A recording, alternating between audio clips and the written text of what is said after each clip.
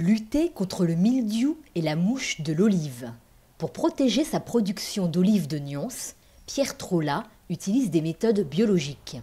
Le mildiou est une maladie causée par un champignon qui fait chuter les feuilles et altère les fruits. Ce qu'il faut éviter, c'est des coins où il y a beaucoup de brouillard, parce que là, on va avoir de l'humidité tout le temps et on risque d'avoir du mildiou. Le cycloconium, qui est le mildiou de l'olivier, qu'on appelle œil de paon, cette maladie démarre à l'automne. C'est un champignon qui va évoluer avec les pluies d'automne, et donc il faut le traiter dès l'automne. Il faut faire un traitement ou deux traitements de cuivre, et après, on va utiliser au printemps, juste avant la floraison, encore un cuivre. Ensuite, on a un autre parasite qui est gênant, c'est la mouche de l'olive. Donc c'est une petite mouche qui vient piquer, pondre un œuf dans l'olive, qui va faire donc un ver. Ce ver va manger l'olive et en général ne va pas être de qualité.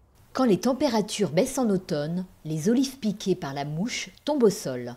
Les vers se transforment en pupes et passent l'hiver dans la terre. Les moutons, une fois la récolte faite, vont passer dans les vergers, ils vont piétiner la terre, abîmer la pulpe, et elle va mourir, et manger aussi l'olive où il peut avoir encore le ver. La pulpe est une chrysalide de mouche, et c'est sous 1 cm, 1 cm et demi de terre. On peut faire aussi des argiles blanches. Il faut le faire chaque fois qu'il a plu.